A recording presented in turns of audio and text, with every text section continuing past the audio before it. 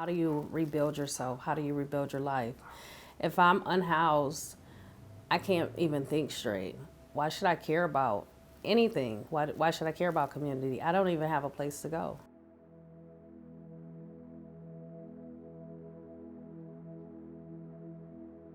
When I lacked housing, my son did also. And it just impacted all areas of my life. And not only just all physical areas, but it also impacted my mental health as well.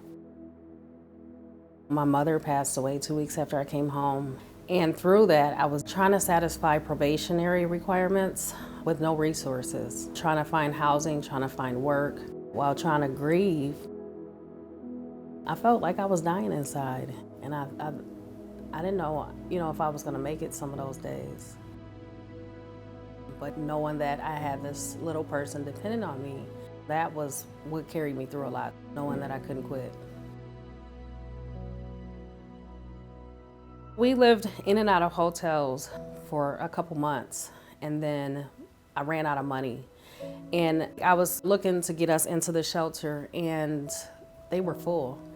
And so we ended up having to sleep in my vehicle, and my world just fell apart.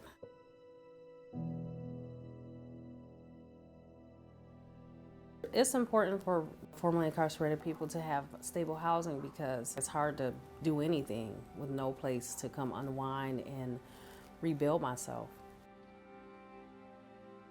Those that don't have stable housing after leaving incarceration, it varies from person to person, but that right there within itself encourages recidivism.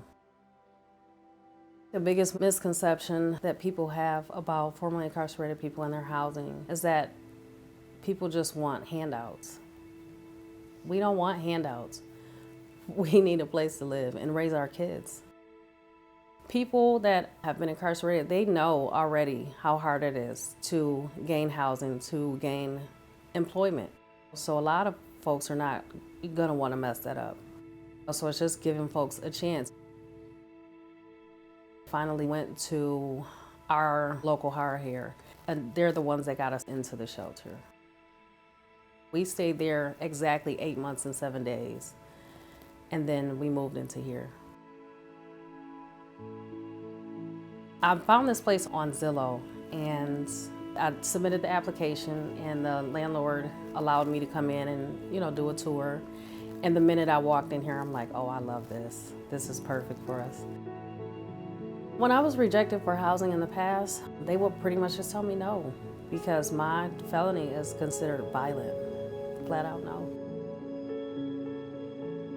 When I applied for this place online, I was so nervous. I had turned in, I don't know how many applications, and had spent hundreds of dollars on application fees. And I just was at this point like, what the heck? She can either say yes or no. Like, I'm gonna give it a shot. I didn't think I was gonna get it. I really, really didn't.